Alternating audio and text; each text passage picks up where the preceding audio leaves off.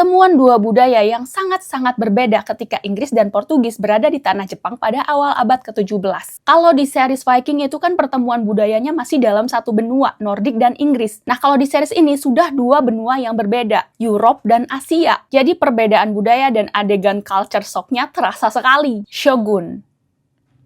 Ini ada novelnya kayaknya, tapi aku belum pernah baca. Bergenre historical drama tentang politik Jepang di awal abad ke-17. Karena ini settingnya abad pertengahan, jadi udah pasti ada scene kejam dan tidak beradab. Jadi nontonnya jangan bareng anak kecil ya. Katanya ini diadaptasi dari peristiwa nyata dan tokoh-tokoh nyata. Shogun sendiri adalah sebuah gelar atau jabatan panglima perang yang kekuasaannya bahkan lebih besar dari kaisar. Penguasa militer sekaligus politik, jadi udah kayak raja yang sesungguhnya. Daimyo atau lord-lord penguasa wilayah-wilayah kecil itu tunduk kepada shogun. Dan gelar shogun itu diperoleh dengan cara dimenangkan melalui militer dan politik. Jadi yang terkuatlah yang jadi shogun. Cerita series ini mengikuti POV seorang navigator dari Inggris, John Blackthorne. Di saat negaranya sedang berperang dengan Portugis, dia menjelajah bersama awak kapal lainnya dalam misi perdagangan. Lalu karena terlalu lama di lautan, mereka memutuskan menepi di Jepang. Tapi ternyata mereka nggak bisa asal mampir terus pergi gitu aja. Penjagaan negaranya itu sangat ketat sekali. Konfliknya terjadi ketika John dikirim ke Osaka atas perintah Tuan Toranaga, salah satu Dewan Regent yang dibentuk untuk menjaga tahta selagi kaisarnya masih kecil. Kebetulan Tuan Toranaga adalah keturunan seorang shogun. Jadi Dewan Regent itu dibentuk dari daimyo-daimyo yang terkuat di Jepang. Nah sayangnya Tuan Toranaga ini dimusuhi oleh dewan-dewan lainnya. Jadi ya itu konflik yang harus dihadapi oleh John. Harus menetap di sana, membantu Tuan Toranaga berperang melawan musuh-musuh politisnya dan memenangkan jabatan shogun. Mana daerahnya rawan gempa lagi kayak tempat kita.